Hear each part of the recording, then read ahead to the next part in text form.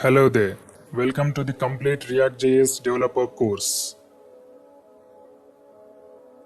React is one of the popular and powerful JavaScript library used for developing user interfaces in single-page applications.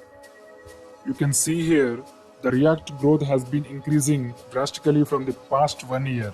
So without any doubt, we can say that React is one of the best choice for developing single-page applications. Now let's discuss the summary of this course. We will start with the what is single page application, because React is this JavaScript library used for developing single page applications, and then we will move to the what problems does React actually solves in the web development, and then we will discuss some of the topics in React.js like components, states and props, event handling, applying CSS to the React components, React hooks, React router, context API, HTTP methods, and at the last, we are going to see how to connect our front-end React application to the back-end Node.js. You will learn all these concepts by doing the hands-on projects. Now we will see what are the projects that we are going to build in this course. Projects.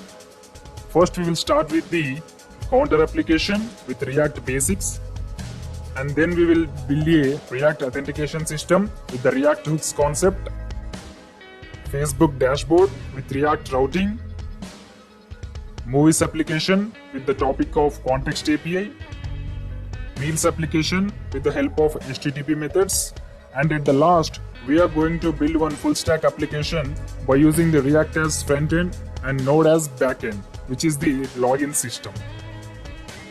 By doing these 6 projects, we can cover almost all the topics of React.js in this tutorial.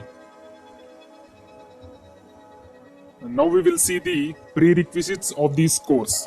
So you should have some basic knowledge about HTML, CSS, JavaScript, and Bootstrap. Basic knowledge is enough. You need not to be a guru in all these things. We can cover all these things in the lecture only. Thank you. Welcome back. In this lecture, we are going to discuss about the components in React.js. So in the introduction lecture only, we had some discussion about the components, but now in this video, we are going to discuss about the components briefly.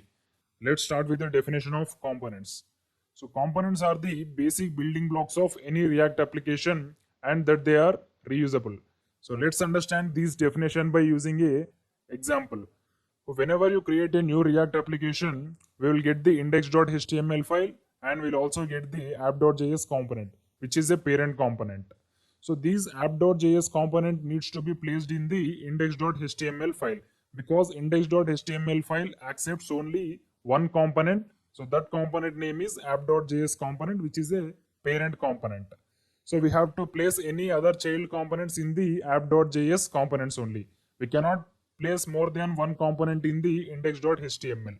It is opposite to the React structure. We should place only one component in the index.html, that is app.js component. So in the app.js components, we can add any number of child components. They are not limited. We can add any number of components. So here in the app.js component, we have the navbar component, sidebar component, body.js component, and these footer.js component. These are all the child components in the app.js component. This is the component structure in React. Now let's see the different types of components in React.js. In React.js, we have mainly 2 types of components. They are class components and functional components. Class components are also called as stateful components, and functional components are also called as stateless components. In the further videos, we will discuss about the stateful components and stateless component. Now we will discuss about only how to print hello world on the screen using these 2 components. Let's start with the class components. First, we need to write an import statement in class component, that is import React, component which needs to be placed in the curly braces from React. So these statement states that we need to import the component from the React library. Without importing the component, we cannot create a class component in React.js. So these statement will be must in class components. After importing the component, we need to create the class followed by the class name. First, we need to write the class followed by the class name. Here the class name is app, which extends the React.component class. This React.class component is present in the component. So that's why we have imported this component.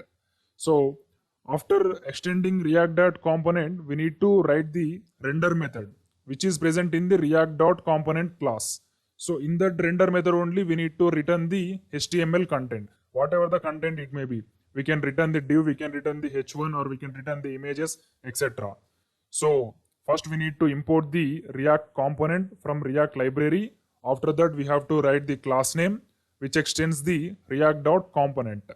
So in that React.component, we have a method called render. In that render method only, we have to return the HTML content.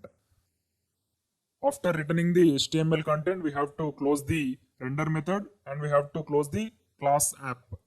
This is the structure of class component in React. So this will print the hello world on the screen. So now we will print the hello world on the screen using the functional component. So compared to class component, the boilerplate code in functional component is very less. So we just need to write the function keyword. After function keyword, we have to write the function name. Here also the function name is same, which is app, which is also a default component in React.js.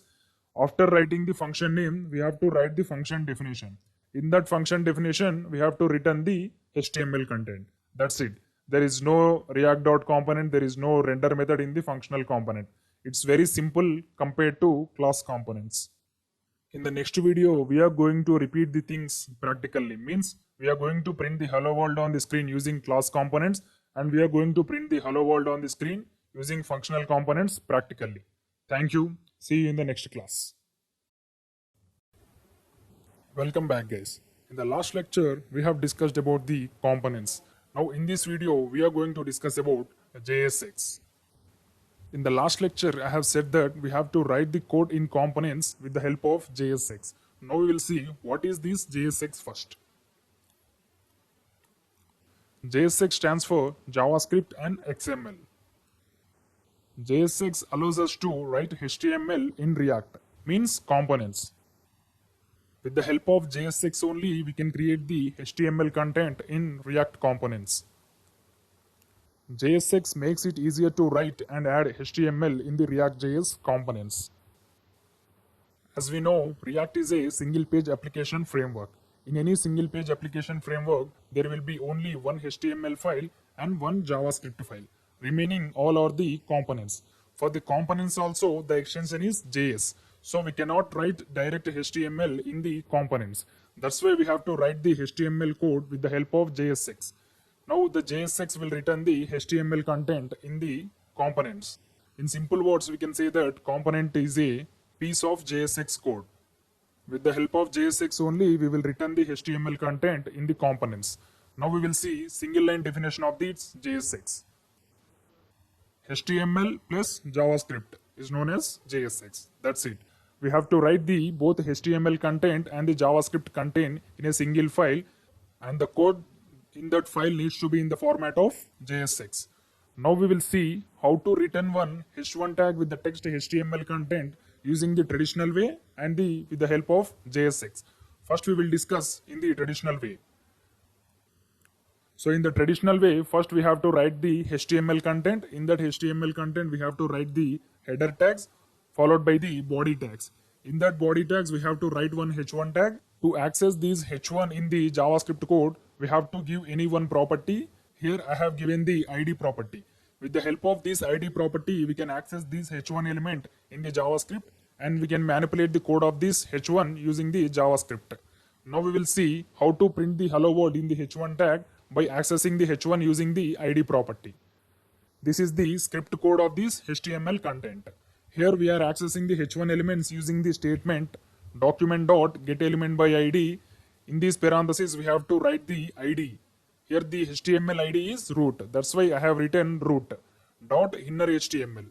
This inner HTML is used to change the content in the h1 tag.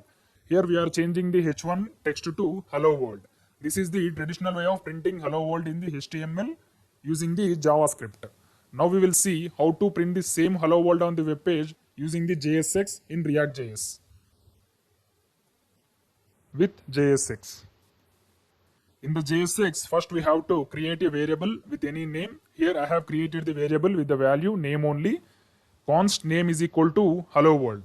After creating that variable, we have to create any element. Here I have created the h1 element.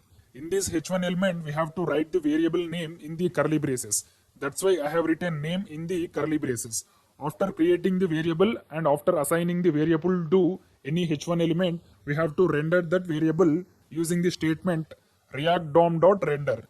This will take the element as the first parameter and the default component as the second parameter. Here the element name is element only because we are assigned the h1 tag using the variable element. And we are going to print this h1 tag in the main component, which is called as root. The app component ID is root. That's why I have written document.getElementById root.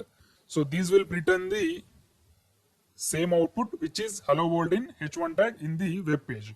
So if you observe the traditional way and with the help of JSX, JSX is very shorter syntax and it is very easy to understand.